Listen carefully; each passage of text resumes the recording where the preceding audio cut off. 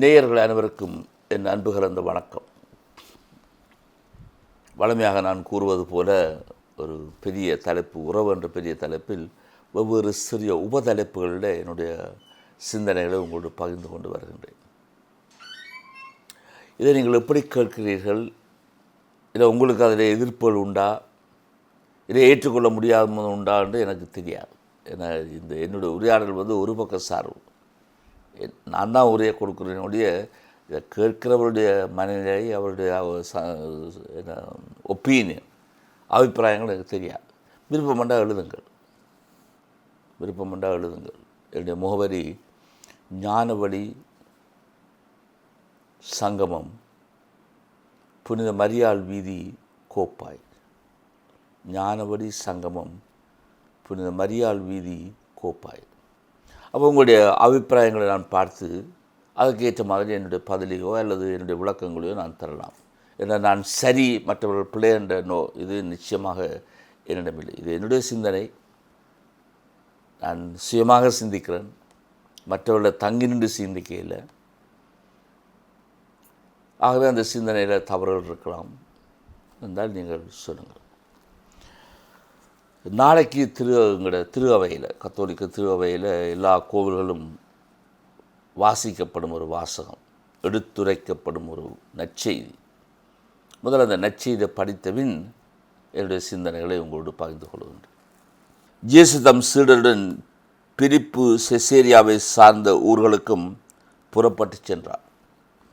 வழியில் அவர் தம் சீடரை நோக்கி, நான் யார் என்று மக்கள் சொல்லுகிறார்கள் என்று கேட்டார். அதற்கு அவர்கள் அவரிடம், சிலர் திருமுழுக்கு யோவான் எனவும், வேறு சிலர் எலியா எனவும், மற்றும் சிலர் இறைவாக்கினருள் ஒருவர் எனவும் சொல்கின்றார்கள் என்றார்கள். அதற்கு இயேசு, ஆனால் நீங்கள் நான் யார் என்று சொல்லுகிறீர்கள் என்று அவர்களை கேட்க, பேதுரு மறுமொழியாக, நீர் மெஸ்ஸியா என்று உரைத்தார். தம்மை பற்றி எவரிடமும் சொல்ல வேண்டாம் என்று அவர்களிடம் அவர் கண்டிப்பாய் கூறினார். மானிட மகன் பலவாறு துன்பப்படவும், மூப்பர்கள், தலைமை குருக்கள், மறைநூல் அறிஞர்கள் ஆகியோரால் உதறி தள்ளப்பட்டு கொலை செய்யப்படவும் 3 நாள்களுள் பின் உயிர்த்தெழவும் வேண்டும் என்று இயேசு அவர்களுக்கு கற்பிக்க தொடங்கினார். இதையெல்லாம் அவர் வெளிப்படையாகவே சொன்னார். பேதுரு அவரை தனியே அழைத்து கடிந்து கொண்டார். ஆனால் இயேசு தம் சீடர்கள் பக்கம் திரும்பி பார்த்து பேதுருவிடம், என் கண்முன் நில்லாதே சாத்தானே, ஏனெனில் நீ கடவுளுக்கு ஏற்றவை பற்றி எண்ணாமல் மனிதருக்கு ஏற்றவை பற்றியே எண்ணுகிறாய் என்று கடிந்து கொண்டார். பின்பு அவர் மக்கள் கூட்டத்தை பார்த்து, சீடரையும் பார்த்து தம்மிடம் வரவழைத்து, என்னை பின்பற்ற விரும்பும் எவரும் தன்னலம் துறந்து தன் சிலுவையை தூக்கி கொண்டு என்னை பின்பற்றட்டும். ஏனெனில் தம் உயிரை காத்து கொள்ள விரும்புபவரும் அதை இழந்து விடுவர். என் பொருட்டும் நற்செய்தியின் பொருட்டும் தம் உயிரை இழக்கும் எவரும் அதை காத்து கொள்வார். இந்த நற்செய்தியில் 2-3 விடயங்கள் தெளிவாக வருகின்றன. முதலாவது, இன்றைக்கு சில நாடுகளில், விசேஷமாக ஐரோப்பிய நாடுகள் அல்லது அமெரிக்கா போன்ற நாடுகளில் எதற்கெடுத்தாலும் ஒரு கணக்கெடுப்பார்கள், ஒரு ஒப்பீனியன் போல் மக்களை நினைக்கிறார். இப்போ இன்றைக்கு நான் இந்த உரையை ஒளிப்பதிவு செய்து கொண்டிருக்கும் இந்த வேளை அமெரிக்கா அடுத்த நவம்பர் மாதம் தேர்தலுக்காக மும்முரமாக பிரச்சாரம் செய்து கொண்டிருக்கிறார்கள். கிட்டத்தட்ட ஒவ்வொரு நாளுமே கணக்கெடுக்கிறார்கள், யார் முன்னுக்கு நிற்கிறாரோ யார் பின்னுக்கு நிற்கிறாரோ. அந்த ஒரு பாணியில் இயேசு தன் சீடர்களை கேட்டார், மக்கள் என்னை பற்றி என்ன சொல்லுகிறார்கள்? சீடர்களிடம் தான் கேட்டார். அப்போ அவர்கள் ஒவ்வொரு கருத்துக்களை சொன்னார்கள், ஒவ்வொரு மக்களுடைய ஒப்பீனியன். முதலாவது, ஒருவேளை இது திருமுழுக்கு அருளப்பராக இருக்கலாம், அல்லது எலியாவாக இருக்கலாம், ஒரு தீர்க்கதரிசி, அல்லது இறைவாக்கினர் ஒருவராக இருக்கலாம் என்று மக்களுடைய அபிப்பிராயம் என்று அவர்கள் சொன்னார்கள். உண்மையிலேயே மக்களுடைய அபிப்பிராயம் என்று இவர்கள் கணக்கெடுத்தார்களோ எனக்கு தெரியாது. அப்படி எதுவும் பதிவில்லை. அவர்கள் கேள்விப்பட்டதை சொல்லியிருக்கலாம். இயேசு உடனே ஒரு கேள்வி கேட்டார். ஒரு முக்கியமான கேள்வி. சரி, நான் மக்களை அபிப்பிராயம் கேட்டு நீங்கள் மக்களுடைய அபிப்பிராயம் சொன்னீர்கள், நல்லபடியாக. நீங்கள் நீங்கள் நான் யார் என்று சொல்லுகிறீர்கள்? அப்போ மற்றவர்கள் பேச முந்தி பேதுரு முன்னுக்கு வந்துடுவார். அதாவது வளமே அவருடைய ஆளுமை அப்படித்தான். நீர் மெஸ்ஸியா என்றார். இது ஒரு விசித்திரமான ஒரு பதில். பேதுருக்கு எப்படி தெரியும் இயேசு மெஸ்ஸியா என்று? ஒருவேளை இந்த நற்செய்திகள் எழுதப்பட்டது இயேசுவினுடைய இறப்பு, உயிர்ப்பு, அதன் பிறகு விண்ணகத்துக்கு எழுந்தருளின பிறகு எழுதின காரணத்தினால பின்னோக்கி பார்த்து இவர்கள் எழுதினார்களா? இல்லை பேதுரு ஒரு உந்தலால், ஒரு இறை உந்தலால்? அது முடியும். அதில் கேள்வி ஞானிகளுக்கு அப்படி ஒரு தோற்றம் ஒன்று வருவதுண்டு. ஆனால் பேதுரு ஞானியாக இல்லை. நீ மெஸ்ஸியான்னு சொன்னார். பேதுரு அதை நம்பினாரா, அதை விளங்கினாரா, அதை புரிந்தாரா என்பது தெளிவில்லை. பெரும்பாலும் அவர் புரியவில்லை என்பதாக என்னுடைய கருத்து. ஏன்? இயேசு உடனே அவர் என்ன சொல்கிறார்? மூப்பர்கள், அறிஞர்கள், சட்டத்து அறிஞர்கள், தலைமை குருக்களால் நான் துன்பப்படுவேன், சித்திரவதைக்குள்ளாவேன், கொலை செய்வார்கள், ஆனால் நான் உயிர்ப்பேன். இதை சொன்ன உடனே பேதுரு குழம்பி போனார், மிகவும் குழம்பிப்பார். அப்போ தனியாக கொண்டு போய் இயேசுவை கடிந்து கொண்டார். கடிந்து கொண்டார். என்ன? இயேசுவை ஏசினார். என்ன இப்படிலாம் சொல்கிறீர்? நமக்கு எப்படி இது நடக்கலாம்? நடக்கக்கூடாது. இப்போ தான் அவர் சொன்னார் நீ மெஸ்ஸியா என்று. அடுத்த கண்ணம் அப்படி சொல்கிறாரு இதெல்லாம் நமக்கு நடக்கக்கூடாது என்று. அப்போ இவர் மெஸ்ஸியான்றதை புரிந்து கொண்டாரா? மெஸ்ஸியாண்டா என்னென்று அவர் அறிந்து கொண்டாரா? இல்லை ஏதோ ஒரு உணர்ச்சியில் அல்லது ஒரு உள்வாங்கல்ல நீ தான் மெஸ்ஸியான்னு சொன்னாரா என்றது தெளிவில்லை. இயேசு அவரை கடிந்து கொண்டார். பின்னாலே செல் சாத்தானே. யாருக்கு சொன்னது?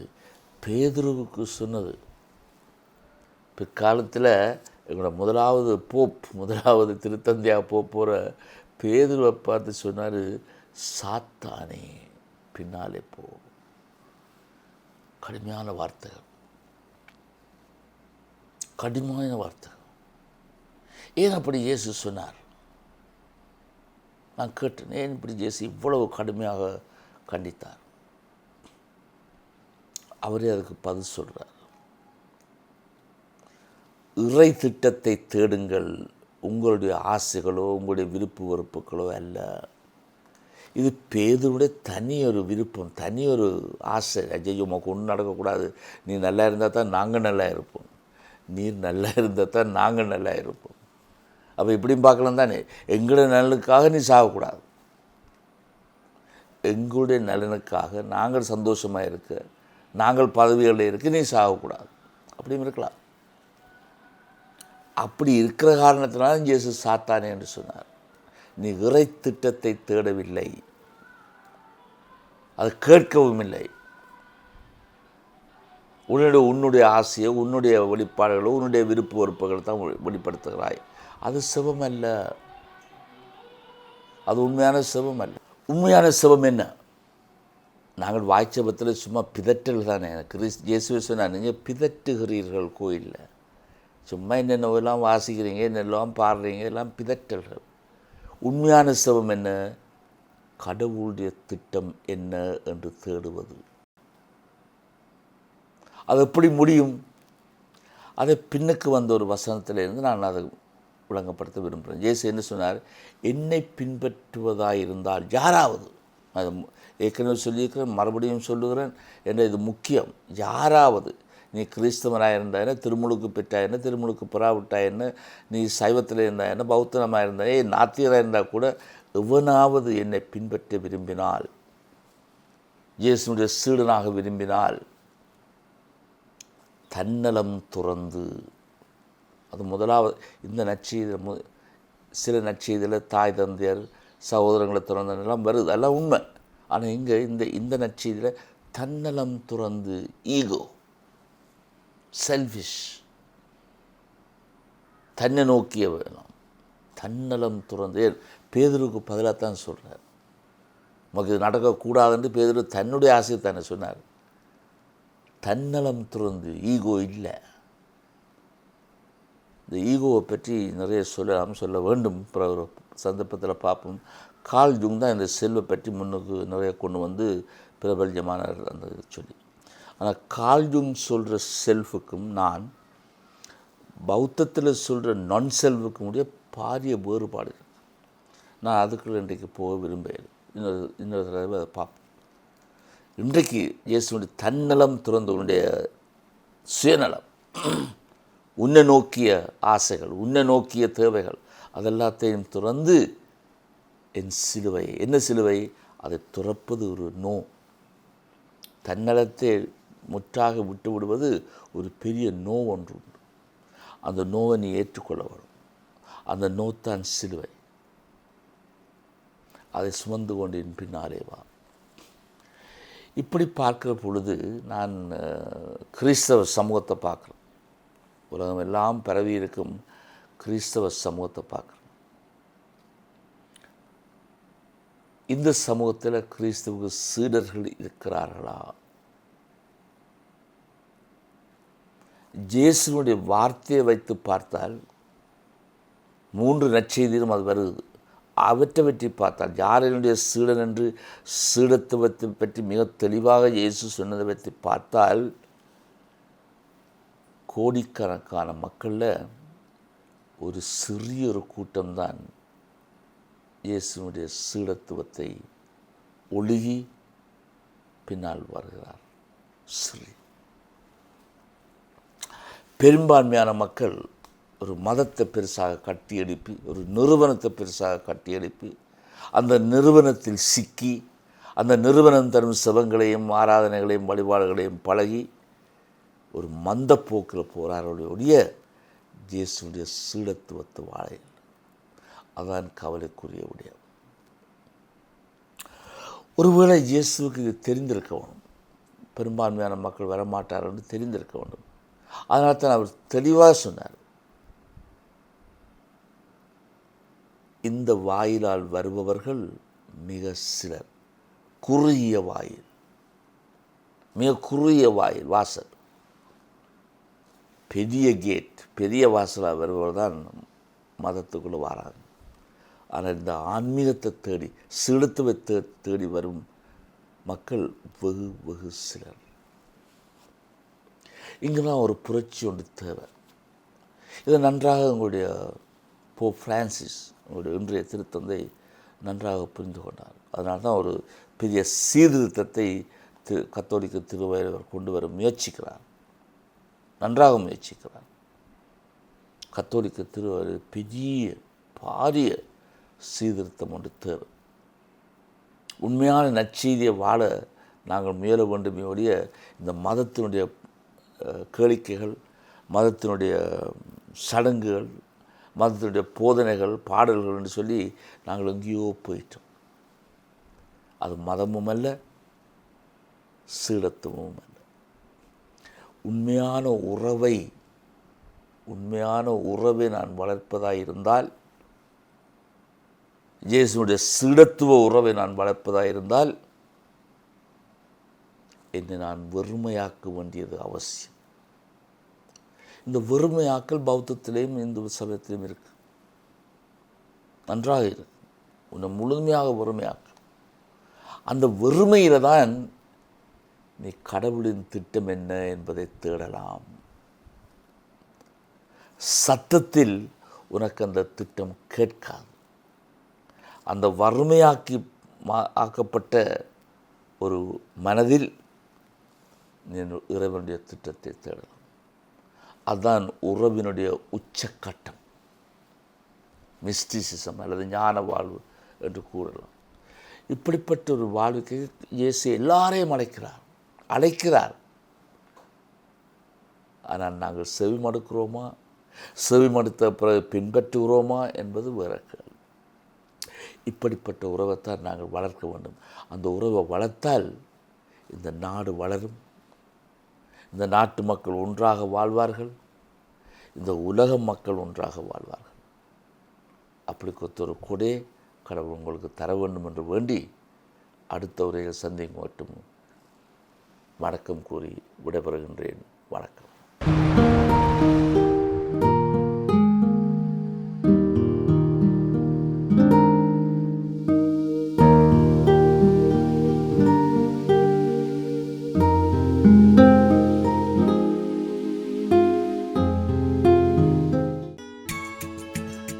ஹோலி மேடையில் புத்தம்புது நிகழ்ச்சிகளை உடனுக்குடன் பார்த்து மகிழ எமது ஃபேஸ்புக் மற்றும் யூடியூப் பக்கத்தை லைக் செய்யுங்கள்.